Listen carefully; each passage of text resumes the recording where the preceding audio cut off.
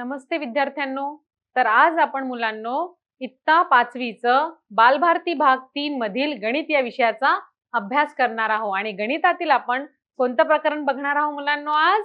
तर आपण गणितातील 9वे जे प्रकरण आहे दशांश अपूर्णांक हे बघणार आहोत आपण मुलांनो. आता बघा, दशांश अपूर्णांकातील अंकाची स्थानिक किंमत पूर्णांक संख्यातील अंकांची स्थानिक किंमत आपण ठरवतो.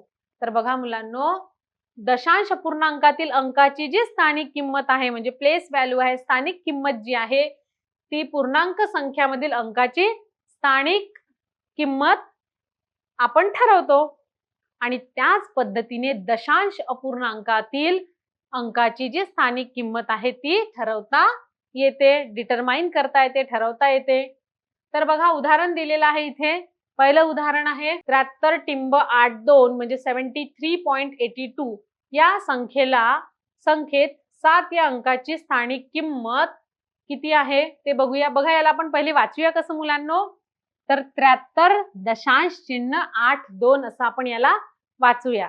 आणि इथे बघा मुलांनो, आपल्याला काय बघायचंय, 8 या अंकाची स्थानिक किंमत किती आहे, 3 या अंकाची स्थानिक किंमत किती आहे हे आपल्याला इथे बघायचं आहे. तर बघा मुलांनो, आपल्याला दिलेला आहे 73.82. तर इथे 7 ची स्थानिक किंमत बघा मुलांनो काय आहे, 7 या अंकाची स्थानिक किंमत आहे 7 गुणिला 10 म्हणजे इथे 70 आहे मुलांनो. 3 ची किंमत 3च आहे, तर इथे 7 गुणिला 10 म्हणजे 70. आणि 3 या अंकाची स्थानिक किंमत किती आहे, 3 गुणिला 1 म्हणजे 3 आहे. हे एवढं तर समजलं मुलांनो. समोर बघूया. आता ही संख्येचे झालं, आता आपल्याला या संख्येची किंमत बघायची आहे. तर याच्यात बघा मुलांनो, तसेच 8 या अंकाची स्थानिक किंमत आपण कसं करूया, 8 या अंकाची स्थानिक किंमत काय करूया, 8 गुणिला 1/10. Very good. याला काय होईल, 8 गुणिला 1/10 म्हणजेच याला 8 एक 8 म्हणजेच 8/10 म्हणजेच इथे 0.8 होणार आहे. तर 8 ची किंमत किती आहे इथे, 0.8 आहे. आणि 2 ची किंमत किती होईल मुलांनो, आणि 2 या अंकाची जी स्थानिक किंमत आहे ती काय होईल, 2 गुणिला 1/100 म्हणजेच बे एक बे. आणि 2/100 ला आपण कसं लिहितो मुलांनो, 0.002 असं लिहितो. तर समजलं मुलांनो आपण कसं केलं. याची जी स्थानिक किंमत आपण बघायची होती, तर सर्वात आधी काय केलं, याची स्थानिक किंमत बघितली तर 7 गुणिला 10 म्हणजे 70. आणि इथे 3 आहे, तर 3 गुणिला 1 3 येईल. मग आता यांची 82 यांची स्थानिक किंमत आपल्याला बघायची आहे. तर 8 ची आपल्याला स्थानिक किंमत, 8 ची किंमत बघायची होती, तर आपण काय केलं मुलांनो, 8 गुणिला 1/10 म्हणजेच 8/10 म्हणजे इथे 8 ची स्थानिक किंमत आली आहे 0.8 आणि 2 ची स्थानिक किंमत किती आली आहे, 0.002 ही याची स्थानिक किंमत आलेली आहे मुलांनो. आता दुसरं उदाहरण बघूया मुलांनो. जितके उदाहरण बघितले अजून छान तुम्हाला स्पष्ट होईल. इथे बघा, 210.86 या संख्येतील अंकांची स्थानिक किंमत आता इथे आपल्याला बघायची आहे. आपल्याला काय किंमत दिलेली आहे, संख्या जी दिलेली आहे 210.86. तर इथे आपण बघा त्यांचे अंक लिहूया आणि अंकाच्या समोर इथे बघा त्यांचे स्थान लिहूया, स्थानिक किंमत लिहूया आणि स्थानिक किंमत किती येते ते लिहूया. तर बघा मुलांनो, इथे अंक जसं आता इथे 2 आहे, 2 हा काय आहे मुलांनो, एकक दशक शतक. एकक स्थानी 0, दशक स्थानी 1 आणि शतक स्थानी काय आहे मुलांनो, 2 आहे. म्हणून बघा 2 च्या खाली शतक लिहिलेला आहे. 1 हा दशक स्थानी आहे आणि 0 हा एकक स्थानी आहे, म्हणून एकक स्थानी 0. त्याच्यानंतर हा दशांश चिन्ह आहे. दशांश चिन्हानंतर काय आहे, 8 आहे आणि इथे 6 आहे. तर बघा, दशांश मध्ये इथे 8 आहे, 8 हा दशांश झाला आणि 6 काय झालं मुलांनो, इथे शतांश झालेला आहे. म्हणजे 8 चे स्थान काय आहे, दशांश आहे आणि 6 हा शतांश स्थानावर आहे. आता बघा, त्याच्यानुसार याची आता आपण स्थानिक किंमत लिहूया. तर बघा, आपल्याला माहित आहे शतक म्हणजे 100, तर 2 ला आपण 100 ने गुणूया म्हणजे याची स्थानिक किंमत 200 आहे. तसंच बघा इथे 1 आहे म्हणजे एकक दशक. दशक स्थानी 1 आहे म्हणजेच आपण 1 गुणीला 10 केलेला आहे. हे समजलं असेल मुलांनो तुम्हाला, म्हणून 10 एक 10 आलेला आहे. आणि बघा इथे एकक स्थानी 0 आहे, तर त्याची स्थानिक किंमतही किती येईल? 0च येणार आहे. मग त्याच्यानंतर दशांश चिन्हानंतर इथे 8 आहे आणि इथे 6 आहे. तर बघा 8 हा दशांश स्थानी आहे, म्हणजेच याला आपण काय करावं लागेल? 8 गुणीला 1/10 करावं लागेल. म्हणजे 8 एक 8, 8/10 होणार आहे. आणि 8/10 ची स्थानिक किंमत किती होईल मुलांनो? 0.8 म्हणजेच 0.8 होणार आहे. मग इथे शतांश आहे, 6 हा शतांश स्थानी आहे. तर बघा मुलांनो, शतांश स्थानी काय करूया आपण? याची सुद्धा किंमत किती आलेली आहे मुलांनो? 0.0 आलेली आहे. 0.6 ही किंमत आलेली आहे. त्याच्यानंतर आता बघा दशांश अपूर्णांकाचा उपयोग.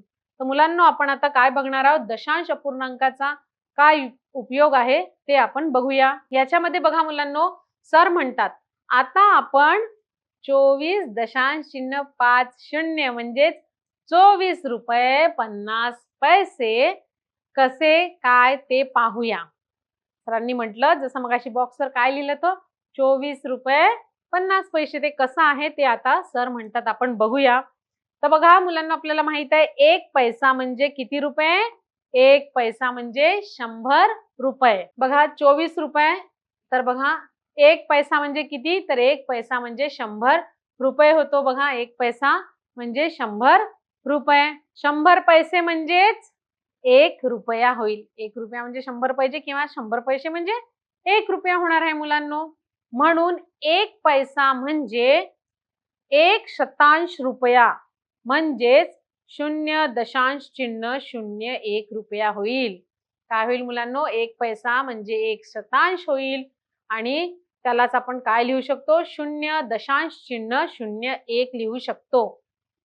सर मग म्हणतात आणि 50 पैसे कसं होतात हे समजलं आहे का मुलांनो? तर 50 पैसे कसं होतात ते आपण बघूया. तर बघा इथे सौमित्र म्हणतो 50 शतांश रुपया. 50 शतांश रुपया म्हणजेच 0.050 रुपया. म्हणून 24.50 रुपये म्हणजे 24 रुपये 50 पैसे होईल. समजलं का मुलांनो? बघा याला आपण काय वाचतो मुलांनो? 24.50 म्हणजे 24 रुपये 50 पैसे कसे होतील? इथे आपल्याला सरांनी सांगितलेलं आहे. तर 1 रुपया म्हणजे 100 पैसे होतात मुलांनो. बघितलं आहे आपण, 1 रुपया म्हणजे 100 पैसे, म्हणजे 100 पैसे म्हणजेच 1 रुपया होईल. म्हणजे त्याला आपण कसं लिहिलेलं आहे बघितलं आपण? त्याला आपण लिहिलेलं होतं 0.01. म्हणजे त्याला आपण कसं लिहिलं होतं मुलांनो? तर रुपयाला आपण पैसेमध्ये कन्वर्ट केलं तर काय येईल? 0.001. आता राहिली गोष्ट 50 पैशाची, कारण आपली किंमत काय आहे? 24.50. आपल्याला 50 पैसे म्हणजे काढायचे आहेत, म्हणजे त्याचे अर्धे काढायचे आहेत. तर म्हणून सौमित्र म्हणतो 50 शतांश रुपया म्हणजेच 0.50 रुपया. म्हणून 24 रुपये 50 पैसे म्हणजेच 24 रुपये 50 पैसे होईल का? म्हणजेच 24.050 म्हणजे 24 रुपये 50 पैसे होईल का मुलांनो? आपल्याला रुपये आणि पैसा कसा आहे हे समजलेलं आहे आणि त्याला आपण 24 रुपये 50 पैसे का बरं म्हटलं हे सुद्धा मुलांनो तुम्हाला नक्कीच समजलेलं आहे. तर बघा सर म्हणतात जेव्हा एखाद्या राशीच्या मोठ्या एककाचे, समजा एखादी किंमत दिली आहे किंवा राशी दिलेली आहे, त्याच्या मोठ्या एककाचे 10 किंवा 100 भाग करून एकक निश्चित केलेली असतात. समजा आपण जेव्हा एखाद्या राशीच्या मोठ्या एककाचे समजा आपण 10 किंवा 100 भाग केले आणि करून लहान एकक निश्चित केलेली असतात. समजा त्याचे आपण जे 10 किंवा 100 एकक करून लहान निश्चित केलेली असतात, लहान भाग निश्चित केलेली असतात, तेव्हा त्या राशीचं लेखन दशमान पद्धतीने करणे फारच सोयीचे असते. तेव्हा आपण त्याचं लेखन दशमान पद्धतीने करणं आपल्याला इझी जाते मुलांनो, सोपी जाते. जसं बघा इथे, जसं 100 पैसे म्हणजे 1 रुपया होते, आपल्याला माहित आहे. 100 पैसे म्हणजे 1 रुपया. तसंच 100 सेंटीमीटर बरोबर 1 मीटर. तसंच माहित आहे मुलांना आपल्याला 100 सेंटीमीटर बरोबर 1 मीटर, म्हणून 75 सेंटीमीटर म्हणजे किती होईल मुलांनो? 0.75 मीटर होईल. बघा, 100 पैसे म्हणजे 1 रुपया, 100 सेंटीमीटर म्हणजे 1 मीटर आणि 75 सेंटीमीटर म्हणजे 0.75 मीटर होईल. तर हे समजलं मुलांना तुम्हाला? नक्कीच तुम्हाला समजलं असेल. आता बघा 10 मिलीलीटर म्हणजे बघा 10 मिलीलीटर बरोबर 1 सेंटीमीटर होते. बघा पैशाचं तर आपण कसं कन्व्हर्जन आहे ते बघितलेलं आहे. 100 सेंटीमीटर म्हणजे 1 मीटर हे सुद्धा आपण बघितलेलं आहे आणि 75 सेंटीमीटरला आपण 0.75 मीटर म्हणतो. तसंच आता बघा 10 मिलीलीटर म्हणजेच काय होते मुलांनो? 10 मिलीलीटर म्हणजेच 1000. 10 मिलीलीटर म्हणजे 1 सेंटीमीटर आणि 1 मिमी म्हणजे 0.1 सेंटीमीटर. 3 mm म्हणजे काय होते? 3 मिमी म्हणजे 0.3 मिमी. हे लक्षात ठेवणं आवश्यक आहे. बघा 1 मिमी म्हणजे 0.01 मिमी, 3 मिमी म्हणजे 0.3 सेमी आणि समजा आपल्याला 6 सेमी बघायचं आहे मुलांनो, तर 6 सेमी 6.3 सेमी बघायचं आहे, तर म्हणजेच आपल्याला 6 सेमी 3 मिमी होणार आहे. बघूया अजून एकदा. बघा 10 मिलीमीटर, 10 मिलीमीटर म्हणजे 1 सेंटीमीटर होते मुलांनो. 10 मिलीलीटर म्हणजे 10 मिलीमीटर म्हणजे 1 सेंटीमीटर. म्हणून 1 मिमी म्हणजेच किती होईल? 1 मिमीला आपण 0.01 लिहू शकतो मुलांनो. सोबत युनिट लिहिणं आवश्यक आहे. म्हणजेच 1 मिमी म्हणजे 0.01 सेमी होते. तसंच बघा 3 मिमी लिहिलं तर 3 मिमी म्हणजे 0.3 सेमी होते किंवा याला आपण इंग्लिशमध्ये असंही म्हणू शकतो 0.3 सेंटीमीटर.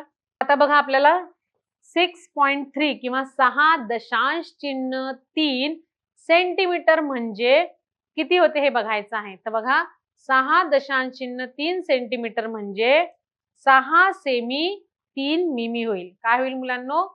6 सेमी 3 मिमी होणार आहे. आता आपण अजून पुढील एक सारणी बघूया मुलांनो. तर ह्या सारणीमध्ये बघा आपल्या समोर ही जी सारणी दिलेली आहे, तर ह्या सारणीमध्ये बघा आपल्याला सगळे युनिट्स तुम्हाला समजून येतील की 100 पैसे. 100 पैसे म्हणजे काय होते मुलांनो? आपल्याला माहित आहे 100 पैसे म्हणजे 1 रुपया होते. हे तुम्हाला माहितच आहे मुलांनो. 100 पैसा म्हणजे 1 रुपया. 1 पैसा म्हणजे काय होते मुलांनो? 1 पैसा म्हणजे 1/100 रुपये म्हणजेच 0.001 रुपया होतो. तसंच 50 पैसे म्हणजेच काय होईल? 50/100. तर बघा इथे हा कट होईल म्हणजेच इथे किती वाचला आहे? 5/10 आणि 5/10 म्हणजेच 0.5 रुपये येईल मुलांनो. इथे बघा 75 पैसे म्हटलेलं आहे म्हणजे 75/100 येईल. 100 का बरं? कारण 100 पैसे म्हणजेच 1 रुपया होते मुलांनो. म्हणून आपण याला बघा इथे 75 पैसे म्हणजे काय लिहिलंय मुलांनो? 75 पैसे म्हणजे 75/100. तर 75/100 रुपये. तर बरोबर याला काय येईल मुलांनो? 0.75 येणार आहे. 0.75 आणि हे आपण शिकलेलोच आहोत मुलांनो. तसंच आता हे रुपयाचं झालेलं आहे. आता आपण मुलांनो सेंटीमीटरचं घेऊया. बघा 100 सेंटीमीटर म्हणजे काय होते मुलांनो? 100 सेंटीमीटर म्हणजे 1 मीटर होते. तर 100 सेंटीमीटर म्हणजे 1 मीटर. तर इथे बघा मुलांनो 1 सेंटीमीटर म्हणजे काय होईल? 1 सेंटीमीटर बरोबर 1/100 मीटर होईल. 1 सेंटीमीटर बरोबर 1/100 मीटर होईल आणि यालाच आपण कसं लिहितो मुलांनो? 1 च्या समोर 2 शून्य आहे, त्याच्यामुळे इथे 0.001 मीटर येणार आहे. म्हणजेच आपण 1 सेंटीमीटरला कसं लिहू शकतो मुलांनो? 0.001 सेंटीमीटर. तसंच आता आपल्याला 25 सेंटीमीटर लिहायचं आहे मुलांनो. आपल्याला माहित आहे 100 सेंटीमीटर म्हणजे 1 मीटर होते. तर बघा इथे 25 सेंटीमीटरला आपण कसं लिहूया मुलांनो? 25/100 मीटर लिहूया आणि त्याचं कसं येईल मुलांनो? 0.001 0.25 येणार आहे. 0.25 मीटर येणार आहे. आता शेवटचं बघा मुलांनो 60 सेंटीमीटर. तर 60 सेंटीमीटरला आपल्याला लिहायचं आहे. तर इथे सुद्धा आपण भागीला 100 करूया, म्हणजे छेदामध्ये 100 लिहूया. कारण 100 सेंटीमीटर म्हणजेच 1 मीटर होते. तर इथे बघा 60 सेंटीमीटर बरोबर 60/100 मीटर होणार आहे मुलांनो. तर याला बघा आपण कसं लिहिलेलं आहे, 0.60 किंवा 0.60 मीटर लिहिलेलं आहे. बघा याच्यानंतर 6च्या नंतर किती शून्य असले याला काही अर्थ नाही, म्हणून याला आपण असंही लिहू शकतो किंवा याला असंही लिहू शकतो. म्हणजे याला बघा 0.06 मीटर लिहिलेलं आहे किंवा याला 0.6 तर म्हणू शकतो, पण 0.6 मीटर सुद्धा म्हणू शकतो. इथे सुद्धा बघा मुलांनो, याला आपण 0.05 रुपये सुद्धा म्हणू शकतो. तर अशा प्रकारे ह्या तक्त्यावरून मुलांनो आपल्याला समजलेलं आहे की पैसे आणि सेंटीमीटर याचं सुद्धा आपल्याला जे दशांश अपूर्णांकामध्ये लिहिताना कसं लिहायचं आहे हे आपण इथे आता बघितलेलं आहे मुलांनो. आणि ह्या तक्त्याचा तुम्हाला नक्कीच खूप फायदा होईल मुलांनो. 100 पैसे हे तुम्हाला माहीतच आहे. तर आपण बघूया आता 5 रुपयाचे. 5 रुपयाचे पैसे करायचे आहेत तर 5 गुणिले 100 करूया. म्हणजे 5 रुपयाचे किती होईल, 500 पैसे होईल. तसंच आता इथे बघा दशांश चिन्हामध्ये लिहिलेलं आहे 0.050 रुपये. तर याचे दशांश चिन्हावरून आपल्याला आता त्यामध्ये अपूर्णांकामध्ये करायचं आहे 50 पैसे. कसं येईल मुलांनो, तर बघा आपण काय केलेलं आहे, दशांश अपूर्णांक पद्धतीमध्ये हे दिलेलं आहे 0.50 रुपये. तर बघा याला आपण कसं केलेलं आहे, याच्या समोर किती शून्य असले काही त्याला अर्थ नसतो, म्हणून याला आपण असं लिहिलं आहे 0.5 रुपये. आणि याला आपण काय केलेलं आहे मुलांनो, 1 रुपया म्हणजे 100 पैसे. तर याला आपण 100 ने हे केल्यावर आपलं 100 ने गुणल्यावर आपलं उत्तर काय येणार आहे, 50 पैसे. म्हणजेच आपण म्हणू शकतो 0.50 रुपये किंवा 0.5 रुपये बरोबर 50 पैसे. तसंच आता इथे बघा 0.07 रुपये बरोबर काय येईल मुलांनो, बरोबर 7 पैसे येणार आहे. तर याला पण आपण काय केलेलं आहे, 0.07 ला आपण 100 ने गुणल्यावर आपल्याला काय आलेलं आहे, याला आपण 7 पैसे म्हणू शकतो. तसंच आता बघा 4.5 4.5 रुपये बरोबर काय आहे मुलांनो, 4 रुपये 50 पैसे आहे. तर बघा इथे याला असं आपण का बरं लिहिलेलं आहे, याला आपण बघा पूर्णांक, आता इथे बघा ही पूर्णांक संख्या आहे म्हणून याला आपण 4 रुपये म्हणू. आणि ही म्हणजे बघा इथे 4.5 तर ही पूर्णांक संख्या आहे म्हणून ही झाली 4 रुपये. आणि त्याच्यानंतर हा 0.5 आहे, हा काय होईल मुलांना, 0.5 म्हणजे पैसे. 4.5 जे दिलेले आहेत तर 4.5 हे रुपये आहे, याचे पैसेमध्ये कन्वर्ट करताना आपण काय करूया, पहिले 4 ही जी पूर्णांकवाली आहे त्याला रुपये देऊन द्या, म्हणून 4 रुपये. आणि हे जे आहे दशांश चिन्हानंतर याला काय आहे, दशांश चिन्हानंतर याला आहे हे पैसे आहेत, म्हणून याला आपण काय म्हणू शकतो, 0.5 ला आपण 50 पैसे म्हणू शकतो, 50 पैसे. तसंच आता बघूया 17. आता कोणतं आहे मुलांनो, शेवटचं हे रुपयामधलं 17.65 रुपये आहे. तर इथे ही पूर्णांक संख्या आहे म्हणून आपण इथे 17 रुपये लिहूया आणि 65 हे जे आहे ते काय होईल, पैसे होणार आहे. तसंच तिथे उदाहरणामध्ये आपल्याला दिलेलं होतं म्हणून याला आपण वाचलं होतं 24 रुपये 50 पैसे. तर हे जे पूर्णांकातली संख्या आहे त्याला रुपये देऊन दिले म्हणजे हे 17 रुपये आणि दशांश चिन्हानंतरची संख्या ती पैसे आहे. आता बघूया मुलांनो आपण 1 मीटर. 1 मीटर म्हणजे काय होते मुलांनो, 1 मीटर म्हणजे 100 सेंटीमीटर होते. तर याच्यामध्ये बघा 1 मीटर बरोबर 100 सेंटीमीटर. तर 8 मीटर बरोबर काय होईल मुलांनो, 8 मीटर बरोबर 800 सेंटीमीटर होणार आहे. कारण 8 ला आपण 100 ने गुणले, 8 ला 100 ने गुणल्यावर 800 येणार आहे. म्हणून 8 मीटर बरोबर 800 सेंटीमीटर आलं. तसंच बघा इथे पण मुलांनो 0.03 मीटर, तर याला 100 ने गुणल्यावर आपलं काय उत्तर आलेलं आहे 30 सेंटीमीटर आहे. फक्त हे तुमच्या लक्षात पाहिजे मुलांनो, हे तुम्हाला येतं त्याच्यावरून तुम्ही इझिली कन्वर्ट करू शकता. बघा इथे आता 0.40 मीटर दिलेला आहे, तर याचं काय येईल मुलांनो 40 सेंटीमीटर येणार आहे. इथे बघा आता 2.65 मीटर, तर याला आपण 2 ला पहिले मीटर घेऊन घेऊया, कारण ही पूर्णांक संख्या आहे म्हणून इथे 2 मीटर येईल मुलांनो.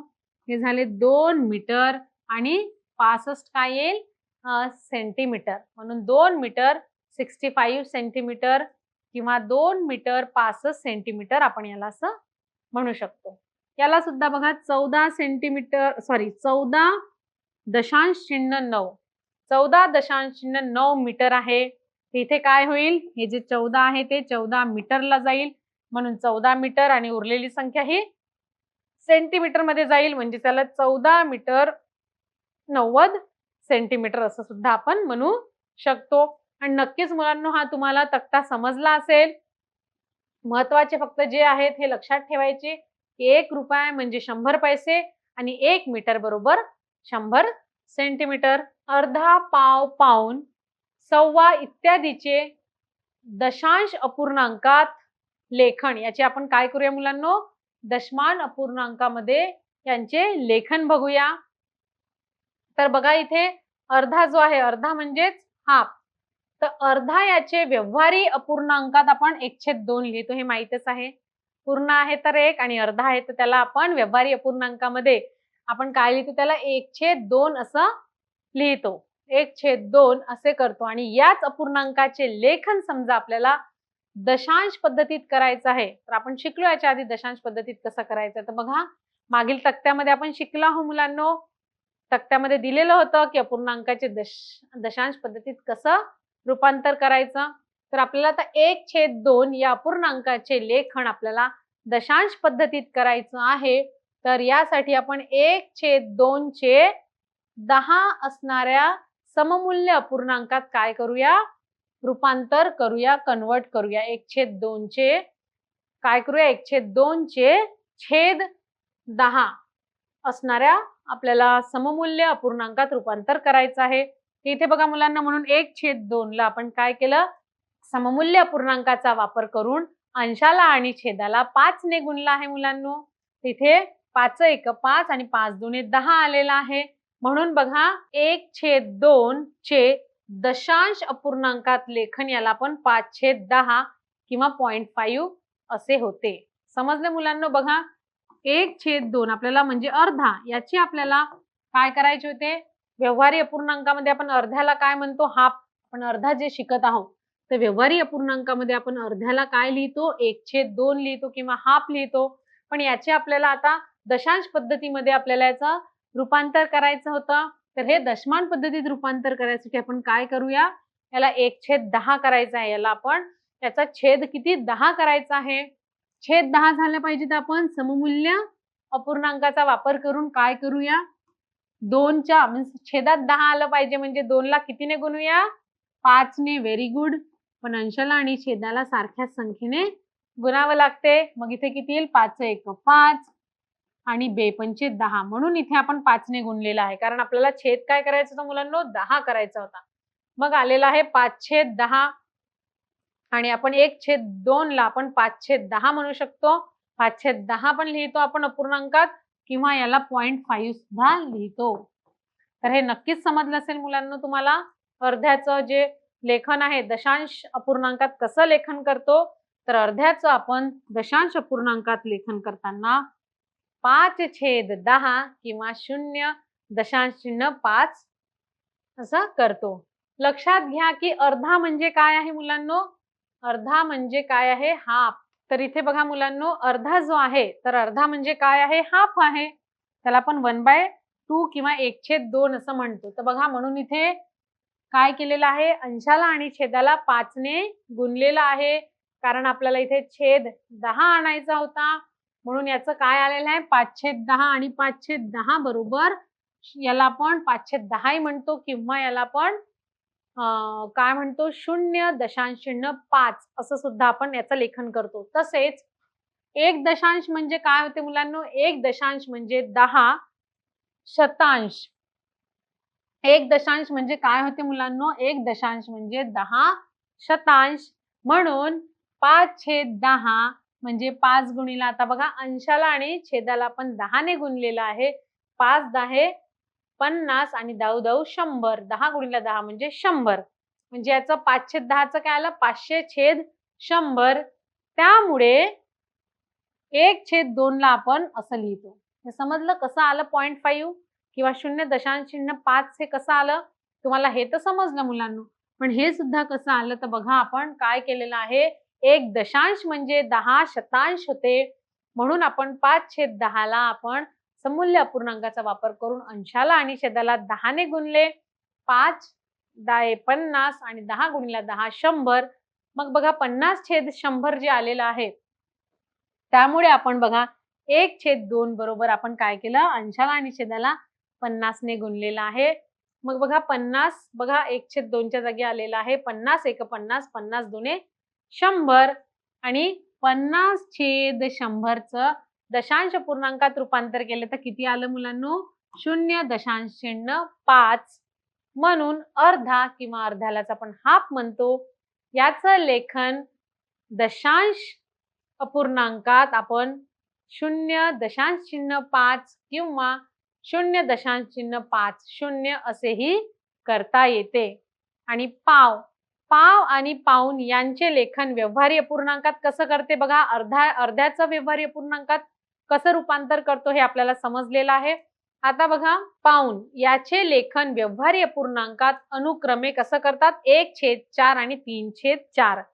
बघा अर्ध्याला लिहायचं आहे तर आपण 1/2 लिहितो आणि पाव आणि पाऊण याचं लेखन आपण 1/4 आणि 3/4 असं करतो. तर बघा याचे दशांश अपूर्णांकात रूपांतर आपण करूया. पण 4च्या पटीत 10 ही संख्या येत नाही. 4च्या पटीत किंवा 4च्या फाड्यामध्ये 10 ही संख्या येत नाही. 4च्या फाड्यामध्ये किंवा 4च्या पटीत ही 10 संख्या येत 4 ही संख्या येत नाही. बघा 4च्या फाड्यामध्ये 10 संख्या येते का? नाही. म्हणून 1/4 म्हणजे पाव आणि पाऊण. 1/4 आणि 3/4 यांचे छेद 10 असणाऱ्या अपूर्णांकात रूपांतर करता येणार नाही. बघा 1/2 चे आपल्याला करता आलं. 1/2 ला आपण काय लिहितो? 0.05 किंवा 0.50 असं लिहितो. पण जे आपल्याला पाव आणि पाऊण याचं दशांश चिन्हामध्ये शिकायचं आहे त्याला आपण कसं लिहितो? याला लिहितो 1/4 आणि 3/4. पण बघा 4च्या फाड्यामध्ये 10 येतात का? नाही. आणि 10 हे त्याच्या फाड्यात येत नाही. त्याच्या 4च्या फाड्यामध्ये 10 येत नाही. म्हणून याचे जे दशांश पूर्णांकात रूपांतर आपल्याला करता येणार नाही. म्हणून आपण काय केलं? पण 4 गुणिले 25 केलं तर 25 100 येतात. म्हणून छेद 100 करता येईल. आपण छेद 10 करतो ना नेहमी, तर इथे छेद 10 नाही.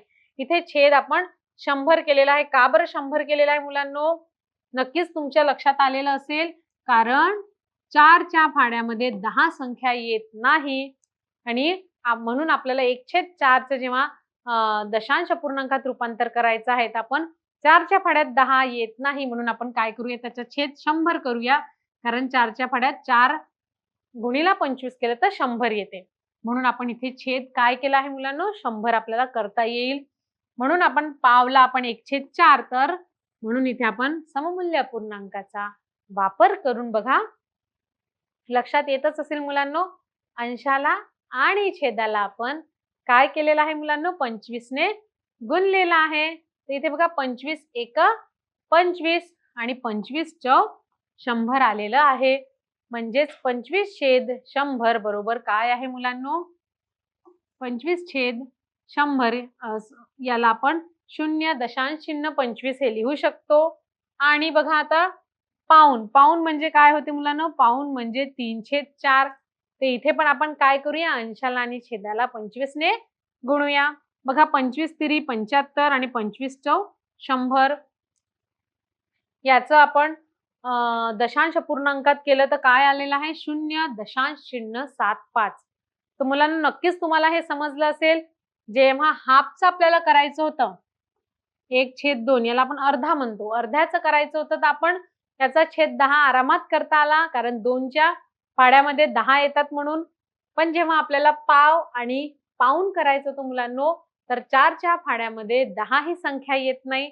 म्हणून आपण बघा 25 चौ 100 म्हणजे 100 छेद करायचं ठरवलं आणि मग त्याच्यामुळे आपण अंशाला आणि छेदाला 25 ने गुणलं. इथे सुद्धा पाऊणसाठी पण अंशाला आणि छेदाला 25 ने गुणलं. तर पावला आपण काय म्हणतो मुलांनो 0.025 हे लक्षात ठेवायचं आणि पाऊणला म्हणतो 0.75. आणि नक्कीच मुलांनो हे तुम्हाला समजलं असेल.